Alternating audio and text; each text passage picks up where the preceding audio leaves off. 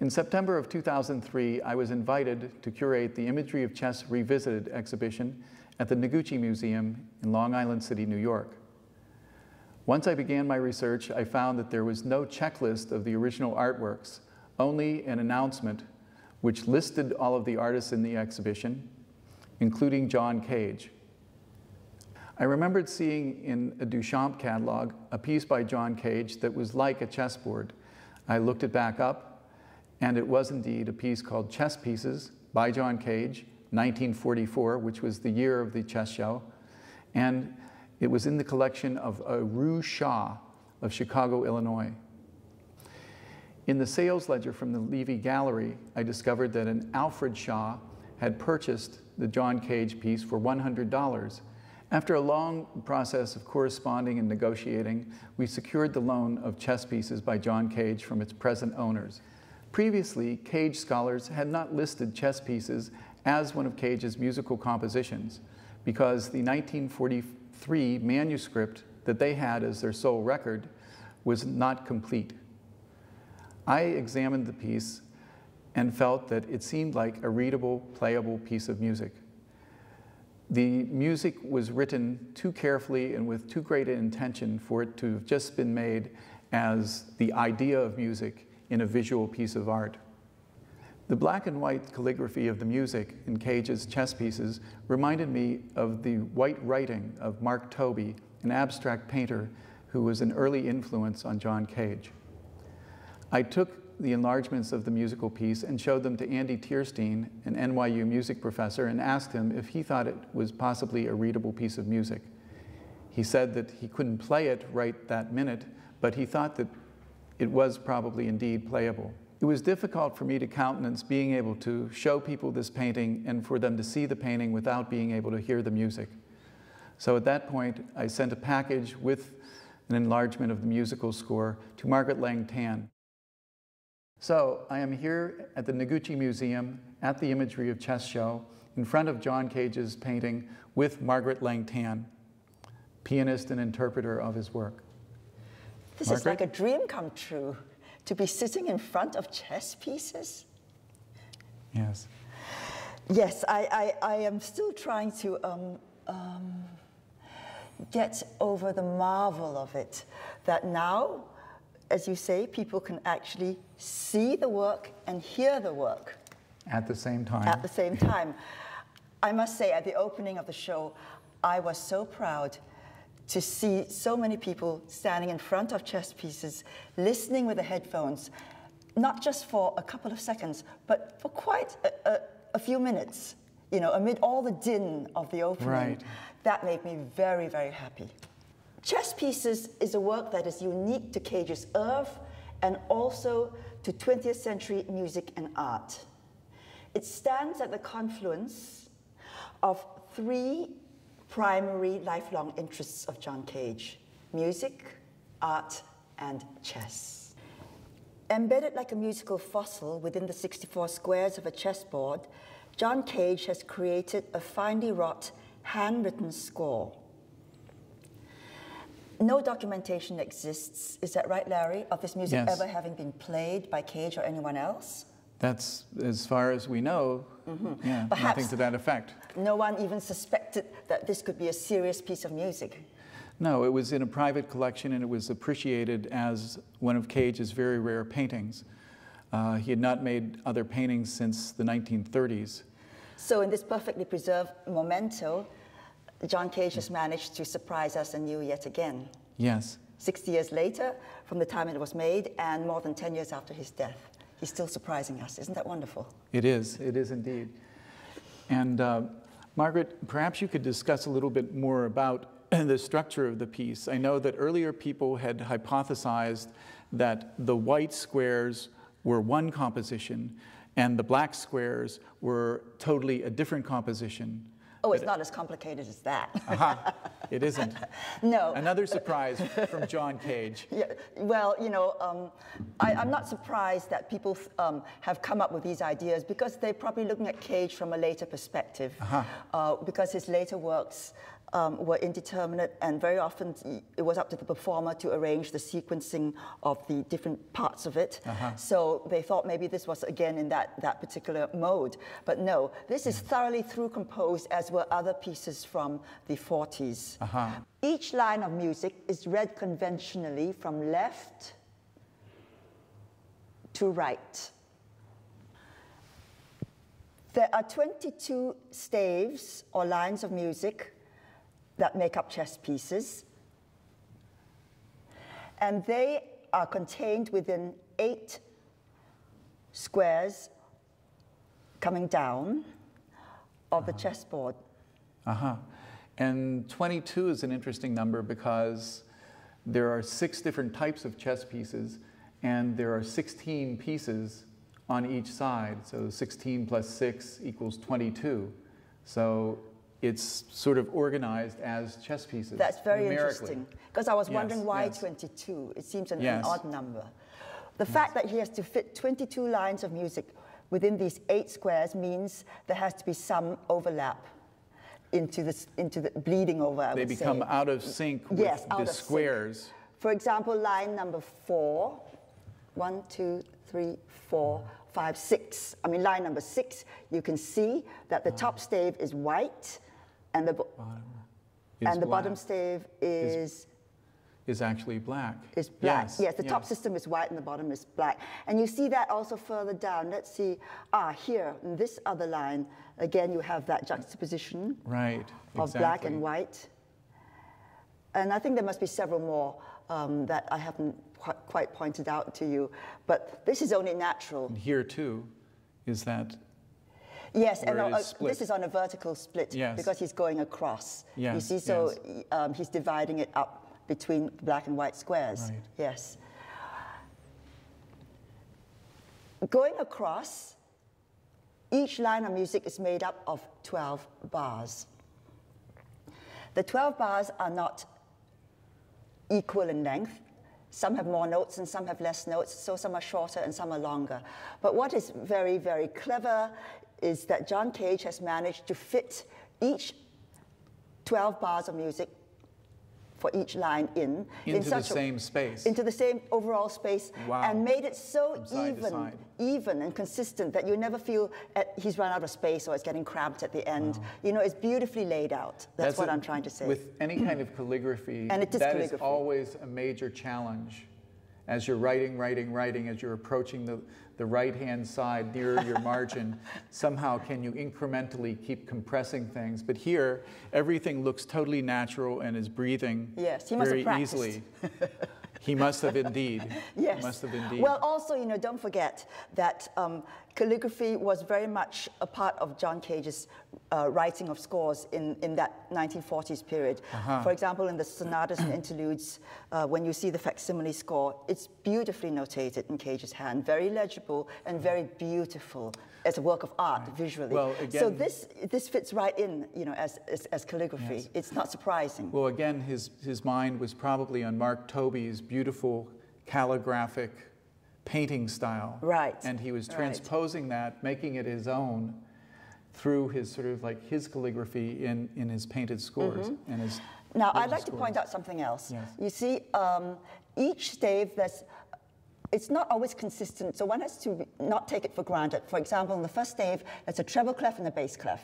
The second stave is a treble clef and the bass clef, and so on. But down, when you get to the fourth one, it's 2 treble clefs. And down on the 6th one, it's 2 bass clefs. So you have to be extremely careful when you are deciphering the piece not to take your clefs for granted, otherwise you're going to get a very strange sounding piece of music. I'd also like to mention that there is a time signature of 2-2, which means 2 half notes to the bar throughout the whole piece. There is no key signature, and the whole piece is notated with the occasional sharp or flat added as it arises. So in this, Cage has created a work that is both a chess piece that can be played on as though it was a chess board, and a piece of music that can be played. A work that can both be played on and played. So this sort of the wordplay. No, yes. let's put it another way. A work that can be played and played on. Yes. Yes. Yes. That's good. Yes. You know, I just thought too that it's interesting, now that we've been talking about numbers, 22 and so on, 64 is not only the number of pieces on the chessboard. Well, but the squares on the chessboard, yes. Sorry, 64 is the number of squares on the chessboard, but it is also the number of hexagrams used in John Cage's beloved I Ching, which he was to discover 6 years later in 1950. So 64 is an important number for him. Yes. Yes. Yes. Oh, did you notice John Cage's signature? No. Look, in the corner here, Right there. It says John Cage, and it almost looks like a double bar ending to a piece. You know, when you first look at it. I was really, really delighted to see that the other day when I discovered it for the first time. This is very much in keeping with John Cage's work of the 1940s, because he would often, not often, but consistently sign his pieces with his signature vertically at the end of the piece on the stave vertically like that, with also the date and the New York City or the location, where it was composed. So this one he just put John Cage. He didn't put the date and he didn't put the location. But you know, what do you want? It's a chessboard. Yes. There isn't that much room. And he wanted to keep it very, very discreet. Right. Yes. When I first started transcribing chess pieces and found there was a great symmetry to the fact that there were 22 lines, each of 12 bars, which are separated at the end of each system with a double bar. I was thinking now, are these meant to be played separately, or are these really like modular units that are meant to be strung together to create a cohesive musical whole? And then when I started playing the piece, I realized that was his intention, not to be separate little fragments, but to make a piece of music. Now, there is no time, there is no speed indicated by John Cage. There is no tempo indication. So basically, you know, the performer then has to decide how fast or slow this piece should go. Right. And I had to use my instincts on this. So the version I came up with is about almost 8 minutes long.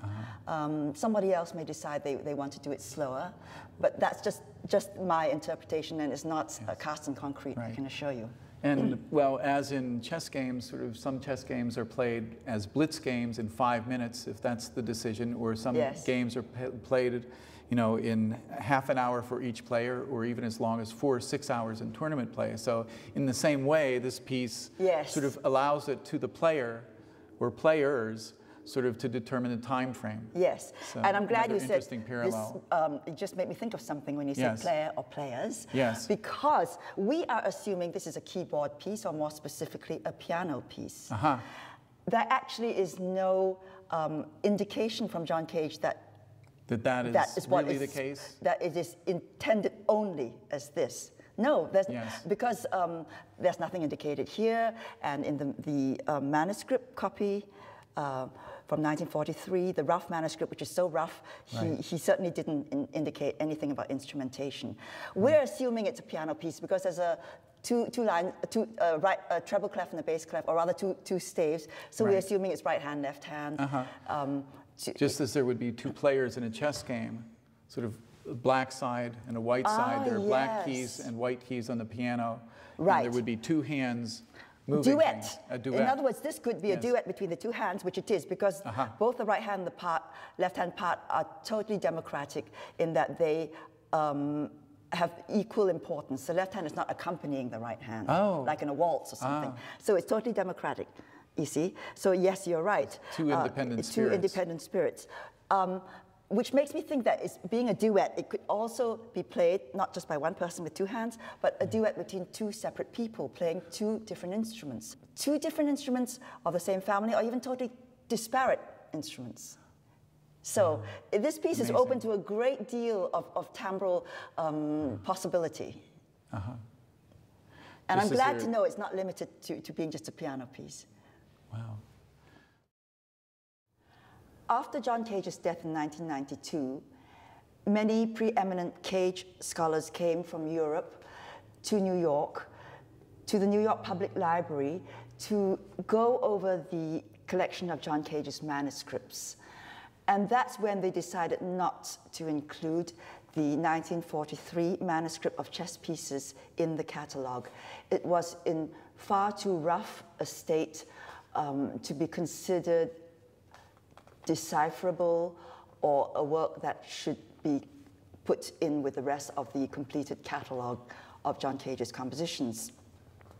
However, I did find this early draft very, very useful to me in my process of deciphering chess pieces. I'd say it was really a backwards thing because without the painting, it would be impossible to make any sense of the manuscript, given that it was so rough. But I was glad to have the manuscript available to me so that I could check against it for notes in question where I wasn't sure it was an F or an E. And in being able to have an earlier source, I was able to corroborate, okay, that's an E. I thought so, but I wasn't sure, and there the manuscript has given me that added assurance that it is so. I worked from the painting, as I said, but I found at the beginning that I was confused by the manuscript because the different sections were not necessarily in sequence. And at first I thought, is this the same piece or isn't it? But after working through it, I realized that it is essentially the same piece. No, not even essentially, it is the same piece. And John Cage had rearranged some of the sequences. And not only that, he had written more into the manuscript than he actually landed up using in the finished painting. One of the additional reasons why I was very intrigued by your proposition, Larry, yes, is the year 1944. Chess Pieces is a 1944 composition. What was John Cage writing in 1944? That was an incredibly productive year for him. It was a year where he was fraught with a great deal of emotional turmoil. It was the year of his separation from Xenia Cage, his wife. It was a year where he wrote Perilous Night. At the time that he was separating from Xenia, a highly emotionally fraught piece. Yes. And where he also created Four Walls, this hour-long work for the piano, which John said to me is about the disturbed mind. It's an hour-long exploration of the disturbed mind. Wow. Yeah, very powerful stuff. In fact, after writing Four Walls, John Cage decided he was going to give up composing and subject himself to psychoanalysis. But then he discovered Zen instead. Yes.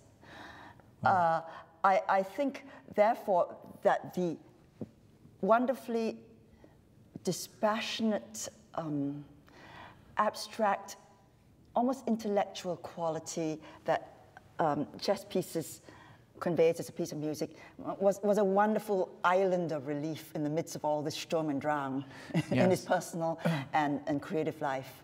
Yes, well, Cage and many of the other surrealists who were emigres from the actual World War in Europe embraced chess and became obsessed with it once they were in New York, precisely because it was a controllable tabletop form of ritual warfare where one could triumph by dint of one's skill and intellect.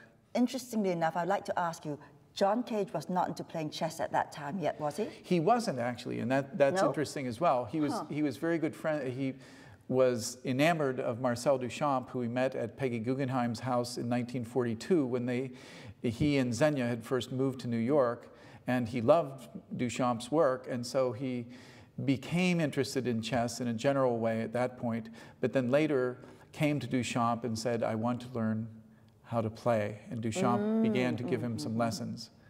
Though at times later when they played, Duchamp would stop in frustration. He says, don't you ever want to win? And so they were both sort of driven more by the playing for beauty than playing for the brutality of sort of winning. And so it was about creating beauty and creating sort of structure and sort of these sort of drawings of the mind than it was about so much sort of vanquishing an opponent. Didn't you mention to me earlier that Xenia Cage was very into the idea of exploring the mind, psychoanalysis? Well, Xenia, his wife at the time, also had a piece in the show, and interestingly enough, among this very diverse sort of body of people who participated, not only painters and sculptors, but architects, scenic and graphic designers, photographers, two major art theorists, André Breton and Nicholas Callas, a research librarian, a ceramics artist. There was also a very prominent Freudian psychoanalyst, Really? Dr. Gregory Zielborg. Who was also an artist? He had the very early Bauhaus Chess Set that was made in 1924, and I'm sure he was friends with Duchamp and some of the other artists, and when they were putting the show together, they said, let's invite Dr. Zielborg to contribute his Bauhaus Chess Set, which he did. Wonderful. And he was the psychoanalyst of the social set in New York and many of the artistic set. And he was also, of course, because he was a Freudian, very interested in the subconscious mind, which the surrealists were. And so it would be natural that he would gravitate to this group of people and especially this event. Yes. Yes. John Cage's wife, Xenia, was originally Xenia Andreev Kashevarov. She was born in Juneau, Alaska in 1913. One of 6 children, her father was a Russian Orthodox priest. She attended Reed College and despite a bout of polio in her youth, was an adventuresome young woman. She was one of Edward Weston's nude models at the age of 20 and then moved to Los Angeles where she studied bookbinding. She met John Cage at John Cage's mother's art supply store where John said it had been love at first sight. In 1941, John and Xenia moved from Los Angeles to Chicago, where John taught briefly at the Institute of Design. They also met Rue Shaw, John's earliest and most reliable supporter. Through Rue Shaw, they also met Max Ernst and Peggy Guggenheim, who were visiting from New York. They struck up a friendship, and Max said if they were ever in New York, that they should come to visit them. The following year, John and Xenia decided to move to New York. So they moved into the heart of avant-garde New York, sharing sort of a duplex with Peggy Guggenheim and Max Ernst. There they met Marcel Duchamp, Frederick Kiesler, Steffi Kiesler, and the rest of the Julian Levy milieu. In the summer of 1944, the Cages were living in Amagansett across the street from Robert Motherwell, and they learned of the chess show through Max Ernst or through Duchamp, and Xenia decided that she would make a piece for the show too.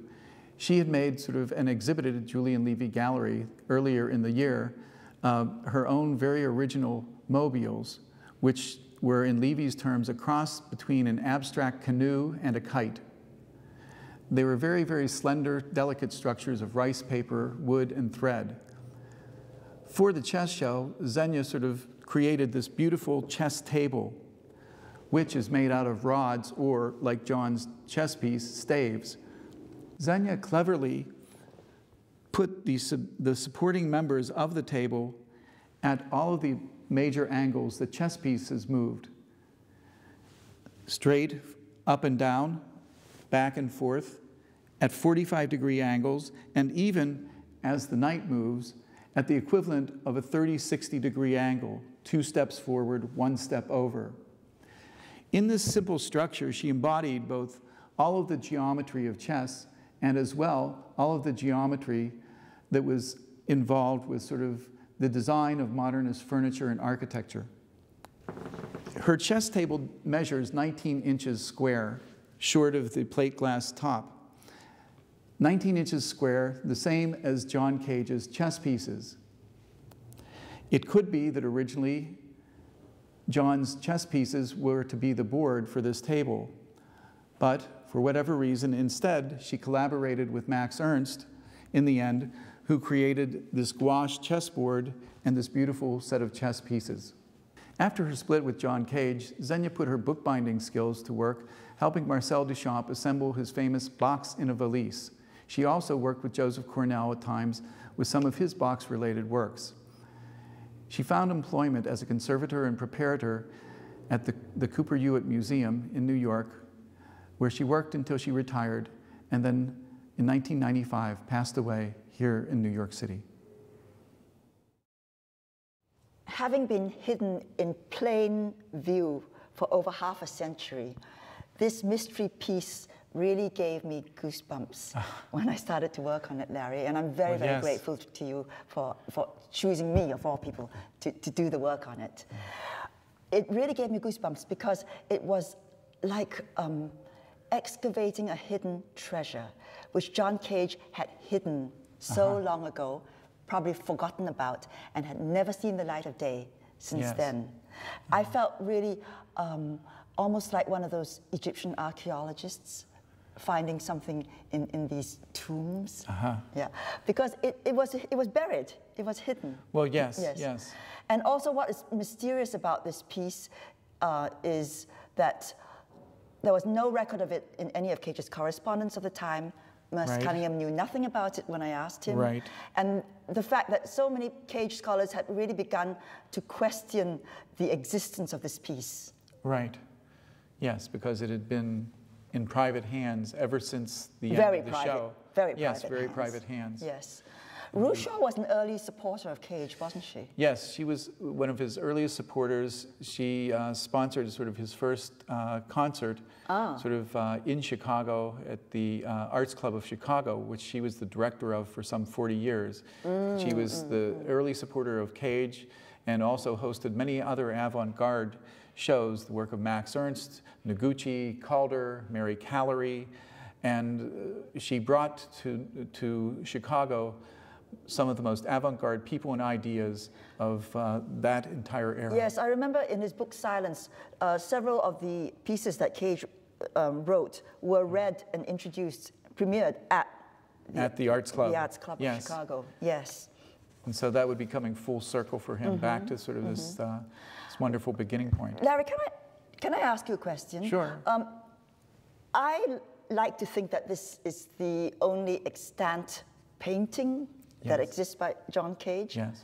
You see, it's so very different from his later artworks, which were mostly prints. Many of them, of course, were monoprints, but the creative process by which those were made were completely different. They were created with chance operations. Driven by the I Ching. Yes, driven by the I Ching, a certain element of indeterminacy, like the way he wrote music. So this was, this early work by chess pieces by Cage is really an anomaly because it's different from anything else in his artistic oeuvre.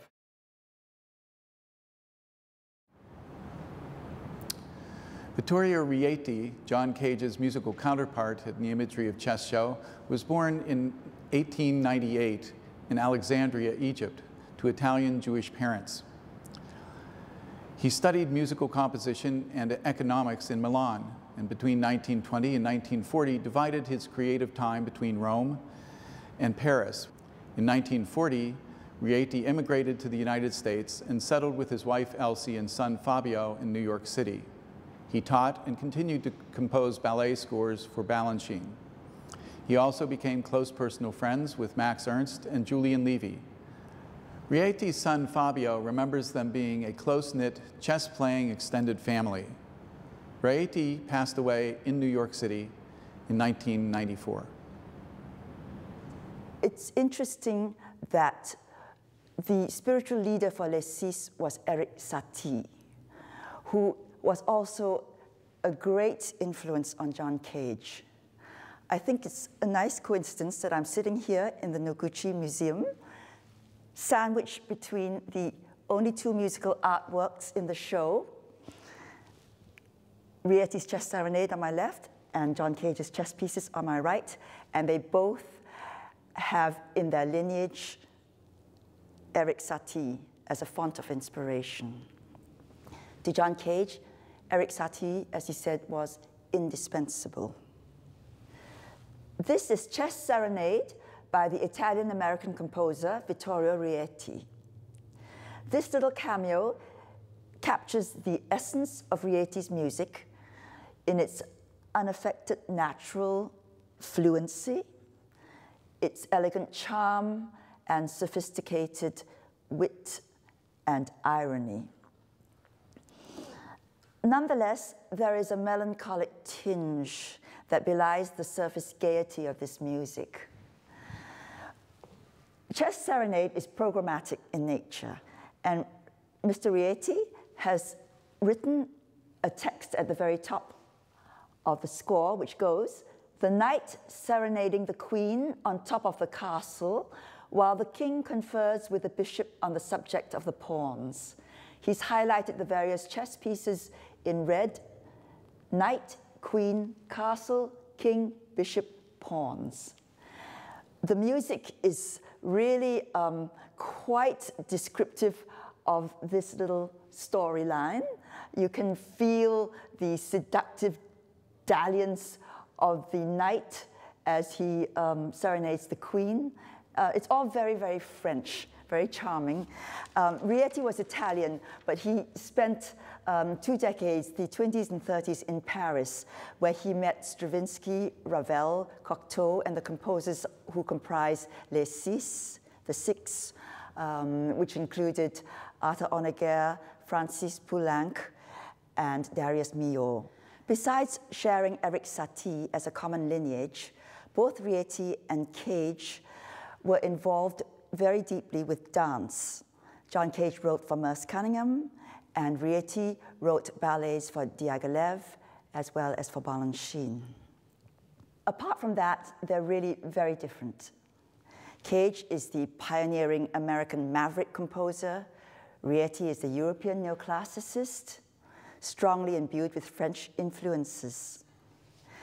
I think Rieti said it very well for himself in a 1973 statement, where he said, "I maintain the same aesthetic assumptions I have always had. I have kept evolving in the sense that one keeps on perfecting the same ground." Cage was the very antithesis of this, but in this show, both their pieces come across with equal conviction.